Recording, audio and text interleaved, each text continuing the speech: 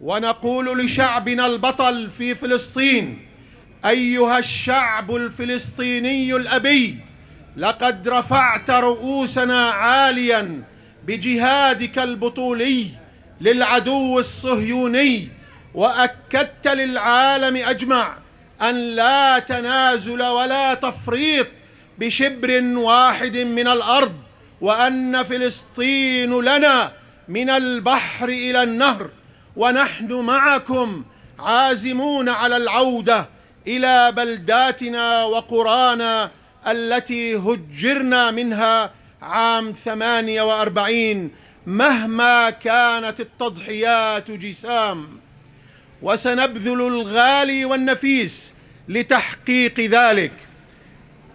إن يمسسكم قرح فقد مس القوم قرح مثله، وتلك الأيام نداولها بين الناس، وليعلم الله الذين آمنوا ويتخذ منكم شهداء، والله لا يحب الظالمين، وليمحص الله الذين آمنوا ويمحق الكافرين. إلى الشعب الفلسطيني خارج الوطن نقول له: أيها الشعب المجاهد الصابر، لقد برهنت للعالم أجمع بحراكك الشعبي، وسيلفظهم ثباتكم على الحق إلى مزبلة التاريخ. وهنا لا يسعنا إلا أن نشكر ونقدر كل جهود أبناء أمتنا الإسلامية، دعمه المستمر لشعبنا في فلسطين، وكذلك الحكومة التركية وعلى رأسها الرئيس الطيب رجب أردوغان حفظه الله. والسلام عليكم ورحمة الله وبركاته.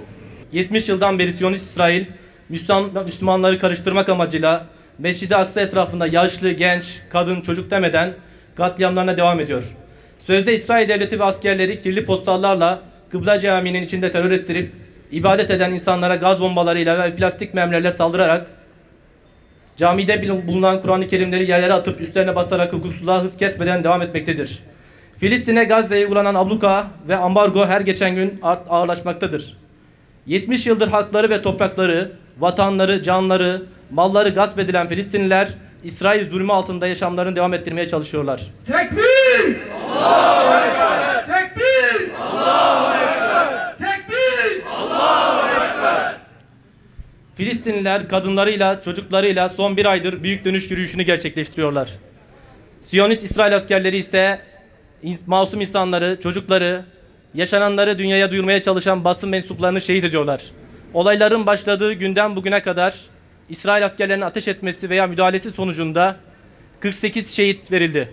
8.000 üzerinde de yaralı var. Siyonist İsrail devleti Kudüs'ü hukuksuz bir şekilde tüm uluslararası anlaşmalara aykırı olarak başkent yapmak istemektedir. Kim hangi kararı alırsa alsın Kudüs İslam'ındır ve Kudüs bizimdir. Kudüs sahipsiz değildir. Kudüs, Mekke ve Medine'den sonra bütün Müslümanların kutsal bildiği Mescid-i Aksa'ya ev sahipliği yapmaktadır. Şimdi ilk kıblemize Peygamber Efendimiz sallallahu aleyhi ve sellemin İsrail yürüyüşüne çıktığı, çevresi mübarek kılınan peygamberler mirası bu beldeye sahip çıkma zamanıdır. Tekbir! Allahu Ekber! Tekbir! Allahu Ekber! Tekbir! Allahu Ekber! Mekke ve Medine Müslümanlar için ne kadar kutsalsa Mescid-i Aksa ve çevresi de o kadar kutsaldır. Çünkü bu belde Allah'ın ayetlerinde ve peygamberimizden izler taşımaktadır. İşgalci İsrail taşeronları kutsallarımızı çiğniyor. Değerlerimizi ayaklar altına alıyor. İnsanlığı öldürüyor. Kutsallarımız çiğnenirken, değerlerimiz ayaklar altına alırken, kardeşlerimiz öldürürken Müslümanların bir kenarda beklemesi yakışmaz. Müslümanlar zalimler karşısında eğilmez. Zillet içinde yaşamaktansa izzet içinde ölmeyi tercih eder. Rabbimiz yüce kitabımız Kur'an-ı Kerim'de inanıyorsanız galip gelecek sizsiniz. Yeryüzüne benim salih kullarım varis olacaktır diye buyuruyor. Bizler bu kitaba iman etmiş Müslümanlar olarak bir gün bu çekilen sıkıntıların ardından İslam'ın tüm dünyada hakim olacağına, özgür Kudüs'te, Mescid-i Aksa'da toplu halde namaz kılacağımıza, zalimlerin korku rüyası olacağımıza iman ediyoruz. Bu uğurda malımızla, canımızla mücadele edeceğiz.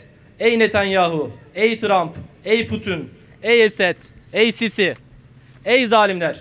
Şunu bilin ki geçmişte Firavun, Nemrut, Ebrehe nasıl helak olduysa sizin de saltanatınız son bulacak ve cehenneme sürüleceksiniz. Diri diri toprağa gömdüğünüz çocukların hesabını vereceksiniz.